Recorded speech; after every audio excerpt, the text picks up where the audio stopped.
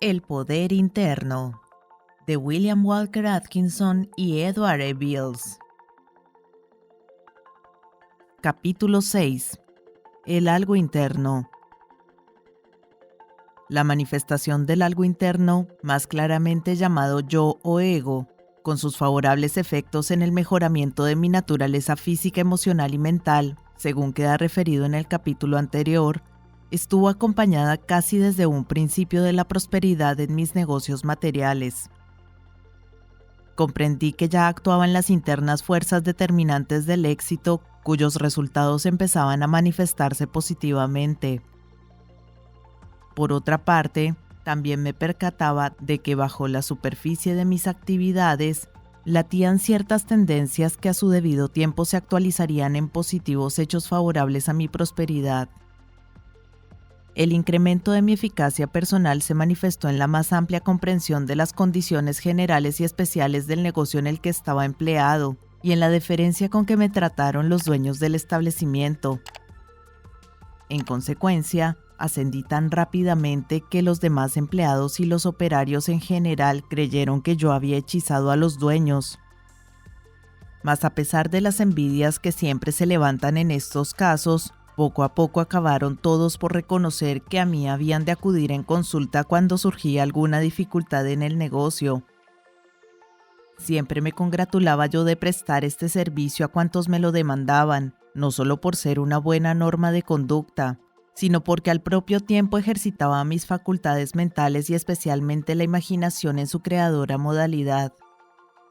Concebí un sistema de ventas que acrecentó considerablemente el consumo de un artículo fabricado por el establecimiento y que estaba a la sazón en decadencia muy cercana a la ruina, no obstante de ser un artículo de excelente calidad.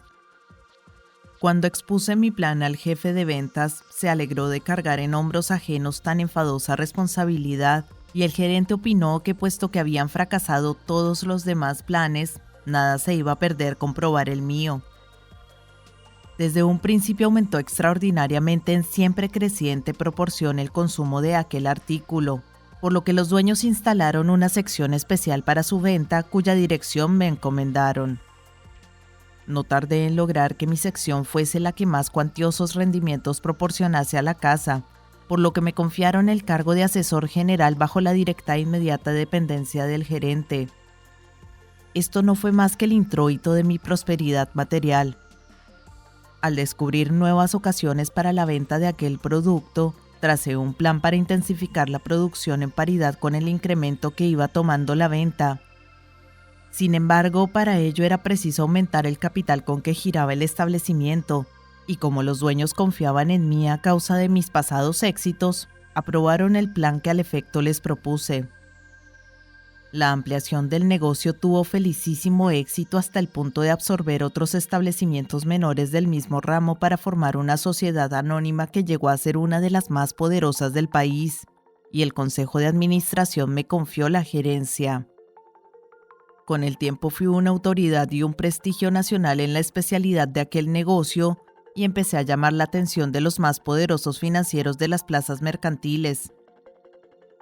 Interrumpo aquí la relación de mi rápida prosperidad en los negocios hasta lograr la independencia económica y el poderío financiero, porque antes de proseguir quiero exponer la curiosa condición en que desde un principio se manifestó cuanto conmigo se relacionaba. Me es difícil explicar claramente lo que esto significa, porque su índole sutilísima e ingrávida no admite las ordinarias expresiones del lenguaje humano. Sin embargo, trataré de exponer la manera en que actuaban las cosas, a fin de patentizar los efectos de las causas ocultas cuya influencia tanto favoreció mi prosperidad. Lo primero que se me ocurrió al notar el ventajoso cambio de circunstancias fue que, además de mis conscientes esfuerzos mentales y la actuación de mis facultades, intervenía otra influencia en mis asuntos, algo extraño, oculto y superior a cuanto notoriamente me favorecía y auxiliaba.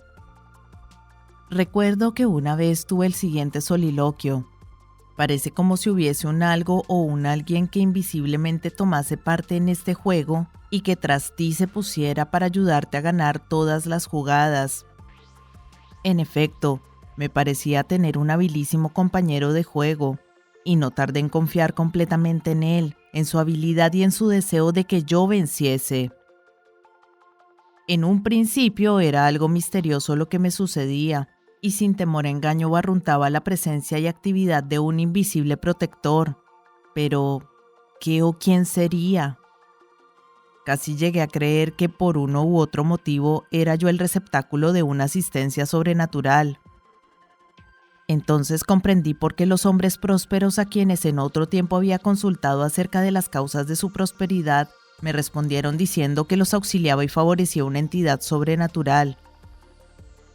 Mas por otra parte recordaba que el coronel Forbes me había ponderado la maravillosa potencialidad de lo que yo entonces llamaba el algo interno, y cómo favorecía, auxiliaba y protegía a quien descubriese su verdadera naturaleza y se convenciera de sus ilimitadas posibilidades de actuación. Así es que determiné escribir al coronel Forbes, quien por entonces se había restituido a la India. A su debido tiempo recibí del coronel una breve nota en que me decía: «Vuestro misterioso compañero e invisible protector no es otro aquel que el algo interno cuyo poder se manifiesta bajo la superficie de las cosas. Se ha identificado con vuestros deseos, aspiraciones y proyectos.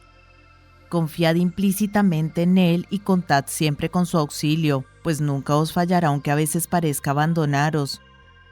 Pero habéis de hacer por vuestra parte cuanto de mejor os quepa, aunque el protector invisible y misterioso compañero os preste su asistencia. Desempeñad cumplidamente vuestra parte, y él cumplirá también la suya». De las cartas del coronel y de los informes adquiridos de otras fuentes, así como de mi propia experiencia, inferí que el algo interno está deseoso de manifestación, de expresión, en una palabra, de actualización. A este fin se asimilan las ideas, deseos y planes de la personalidad y procede a trabajar vehementemente por su realización. Parece como si fuese una potente voluntad, una potencia deseosa de actuar o un deseo con el poder de obrar. Pero evidentemente requiere las ideas como materia prima de su acción. Por lo tanto, antes de ponerse a la obra es necesario que se le proporcione el modelo, dechado, plan o proyecto que ha de realizar, pues su labor consiste en realizar, en actualizar lo idealizado, convertir las ideas en hechos y lo mental en material, dando forma concreta al pensamiento. Así me imaginé yo la actualización de lo que entonces llamaba el algo interno, y aunque ahora me parece cándido y simplista este concepto, todavía me atengo a su principio fundamental. Lo más chocante en la operación de aquella invisible fuerza es que a veces me favorecía con resultados que yo no esperaba y aún en ciertos casos completamente contrarios a mis deseos del momento, aunque al fin y al cabo me enseñaba la experiencia que aquellos resultados eran no solo mejores, sino los únicos capaces de favorecerme en aquella ocasión. A veces parecía como si el algo interno conociese muchísimo mejor que yo lo que mayormente convenía a la realización de los planes trazados por mi deseo, y me impelía a hacer en el tablero de la vida ordinaria una jugada muy distinta de la que yo tenía imaginada. Otras veces me desviaba del camino por donde yo me dirigía confiado a realizar mi propósito, y cuando yo lo creía todo perdido, he aquí que por meandros y rodeos me conducía con mayor ventaja al logro del apetecido fin. Entonces comprendía que el camino por donde me había llevado era el único viable, como si en el escogido por mí hubiese obstáculos de que yo no me daba cuenta. En otros casos, cuando yo más engreído estaba de mis facultades de percepción, observación y juicio, me agarraba por el cogote, y después de tenerme algún tiempo suspendido sobre el precipicio del fracaso, me dejaba suavemente en un nuevo lugar donde con mayor facilidad y ventaja podía realizar mis deseos y aspiraciones. Escabroso y muy difícil de recorrer era mi camino hacia el éxito. A veces los contratiempos tenían el siniestro aire de fracasos, pero más tarde veía que era lo mejor que entonces pudiera sucederme. Frecuentemente un resbalón me hacía retroceder algunos pasos, pero ya de antemano había adelantado muchos más, de suerte que siempre adelantaba. Todo esto requería fe, que no me faltaba, porque es un importante factor del poder personal. Con el tiempo eché de ver que lo que las gentes llaman riqueza es una cuestión de conciencia. Muchos que ansiosamente se afanan por el dinero y se empeñan en adquirirlo a toda costa, no lo consiguen precisamente por pensar en él con demasiada atención y no discernir sobre su verdadera utilidad. No llegan a ser ricos porque no saben serlo. Para manejar millones es preciso pensar en términos e ideas de millones. Mi antiguo amigo Harriman expuso una vez esta verdad al decir: tan fácil es pensar y hablar de millones como de unos cuantos dólares. Este brujo de los negocios, cuyas hazañas financieras le parecieron al público cosa de prestidigitación, hizo de aquel aforismo uno de sus principios cardinales de pensamiento y acción. Siempre pensaba y hablaba de millones en sus negocios, y su pensamiento se concretaba en acción. Sus estados mentales tomaban forma material. Sus ideales se convertían en realidad. Hay muchos hombres que, si edujeran y cultivaran sus latentes facultades, emularían en riqueza a Harriman, Morgan o Rockefeller, pero suelen contraer sus aspiraciones a prosperar como modestos tenderos porque no se atreven a pensar y hablar de millones. Las realidades se manifiestan en ellos en razón directa de sus ideales. Sus acciones son del mismo calibre que sus pensamientos. Sus estados mentales se reproducen en forma material, pero con el mismo tamaño que tenía el modelo y la plantilla mental. Los rezagados en el camino de la prosperidad tal vez tilden de despropósitos cuanto queda dicho sobre este particular, pero los próceres de la fortuna me darán la razón, porque habrán experimentado personalmente la verdad del principio expuesto, aunque desconozcan el proceso de su actuación. Muchos emplean la misma energía, el mismo talento y la misma sagacidad comercial en un tenderete que otros en un vasto almacén o en una empresa de centuplicada intensidad. Uno solo piensa en centavos y a lo mucho en centenares de dólares, mientras que el otro piensa y habla de millones. Hay lo que se puede llamar conciencia del dinero. Yo lo he comprobado. La riqueza debe crearse en el pensamiento antes de que tome forma material. El dinero debe existir en lo ideal antes de que aparezca en lo real. A veces pienso que lo verdaderamente real es lo ideal y que lo que llamamos real no es más que el reflejo de lo ideal. Otra de las importantes cosas que aprendí respecto a los poderes y actividades del algo interno fue el extraño proceso dimanante de la llamada ley de atracción. No tardé en saber que hay una mental fuerza de atracción análoga a la física ley de gravitación. La ley de atracción mental coordina y correlaciona los pensamientos, ideas y deseos de la persona con los objetos exteriores relacionados con aquellos. Esta ley actúa más o menos en todos los individuos, pero con mayor intensidad en quienes han reconocido la presencia y el poder del algo interno y se han identificado con él. La ley de atracción pone en manos del individuo las cosas, personas o condiciones armonizadas con sus vigorosos pensamientos, ideas e ideales, o bien sujeta al individuo a la influencia de las cosas, condiciones, circunstancias y personas que pueden contribuir a la realización de sus ideales. Unas veces lleva al profeta a la montaña y otras traslada a la montaña donde está el profeta. En ambos casos es idéntico el resultado. Cuando el algo interno toma por tarea la operación de dicha ley, entonces las cosas, personas y condiciones actúan rápidamente.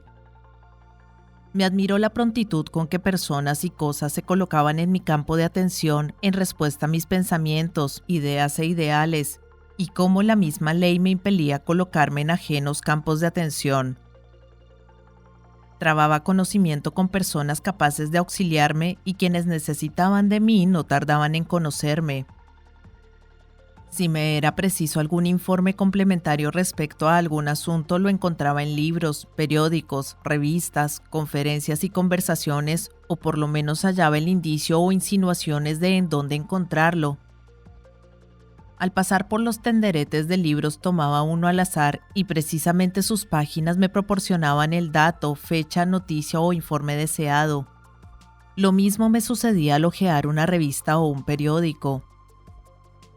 Una vez, Mientras estaba de vacaciones, cogí del suelo de un sendero del bosque un trozo de periódico viejo en donde encontré la idea madre de uno de mis más felices proyectos.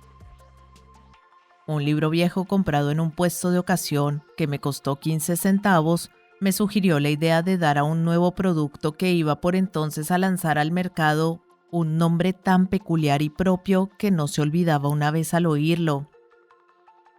Al volver de una esquina yendo por la calle, me topaba con personas a quienes en aquel preciso momento necesitaba hablar. Ideas, nombres, planes, conceptos, lugares y personas vinieron a mí o yo fui a ellos por virtud de la ley de atracción. Mis compañeros de trabajo achacaron a buena suerte mi prosperidad, pero yo puedo asegurar que no hay tal suerte en el sentido de casualidad o suceso sin que, aunque desconocida, tenga su causa eficiente. La casualidad no es más que el nombre dado al efecto de una causa desconocida. Todo cuanto sucede tiene su causa, y toda causa obedece a una ley natural, y la ley de atracción es una de las más importantes y de las menos conocidas. También observé que cuando el algo interno actúa por medio de la ley de atracción, se vale de corrientes mentales, ondas de pensamiento, vibraciones mentales o como se quieran llamar, que emanan de la activa mente del individuo y se difunden por su alrededor. Pero cuando se rigen y dirigen por virtud de la ley de atracción, asumen dichas vibraciones la forma de gigantescos torbellinos que arrastran hacia el centro focal del individuo cuanto está relacionado con sus ideas o ideales. Además, pueden también dichos torbellinos moverse en sentido contrario y llevar a otro foco de atracción, por lejano que éste esté, las ideas, ideales, planes, proyectos, pensamientos y anhelos del individuo que los emitió. Sin embargo, estos fenómenos son tan naturales como los de la ley de la gravedad. Nada tienen de sobrenatural. Aunque el algo interno empleaba en mi favor todas estas fuerzas sutiles de la naturaleza, yo trabajaba ardorosamente por mi parte. No me cruzaba de brazos en pasiva espera de que lo mío viniese a mí, como dijo el poeta, sino que trabajaba de firme con la tranquila esperanza de recibir el fruto de mi deliberado y consciente trabajo. Muchos han tergiversado la idea que entraña la frase saber esperar, equivalente a esperar con calma. El poeta Burroughs quiso significar con ella que la actitud mental debe de ser tranquila y confiada expectación, mientras que al propio tiempo trabajen con empeño cuerpo y mente. Algunos entusiastas instructores de la escuela titulada Nuevo Pensamiento hacían tiempo atrás mucho hincapié en la necesidad de pensar insistentemente en lo que se deseaba obtener, pero le estaba reservado al genio de Elbert Hubbard expresar más acertadamente la misma idea en el aforismo «Mantén el pensamiento y afánate». La operación de estas sutiles fuerzas de la naturaleza a que he aludido es mucho más general y frecuente de lo que cabe suponer, aunque pocos comprenden y muchos tergiversan groseramente sus esenciales principios. Me satisface que algunos hayan experimentado lo mismo en mayor o menor grado y por los mismos medios que acabo de enumerar, pues en realidad toda persona de próspera fortuna ha creído en ocasiones que alguna entidad invisible le favorecía y notaron los efectos de la ley de atracción, aunque los atribuyeron a otras causas o los consideraron como sucesos extraños sin racional explicación, de los que no se atrevían a hablar ni siquiera a la propia familia. Muchos de los que lean estas líneas dirán para sí que tengo razón porque habrán experimentado personalmente cuanto queda expuesto. No han sido mayores en algunos estas manifestaciones de su poder interno y no han logrado otros aprovecharse de los vislumbres que de dicho poder tuvieron en ocasiones porque todavía no han descubierto ni reconocido la verdadera naturaleza y el estupendo poder del algo interno, cuyo pleno reconocimiento y comprensión es indispensable para que se manifieste su poder. Mientras no se alcanza este pleno reconocimiento, el poder interno está latente u oculto como los rayos del sol que, eclipsados por densos nubarrones, solo pueden dar plenamente su calor y luz cuando se despeja el firmamento. Dichos nubarrones son los de la ignorancia y los ha de disipar el sol del divino yo, del verdadero ser, del algo interior. Hay quienes han obtenido un parcial conocimiento del yo, pero todavía les falta completar su experiencia. Creen en sí mismos, tienen confianza propia, saben que el yo es fuente de poder individual, pero su yo está enredado entre las mallas de la personalidad que entorpece su acción.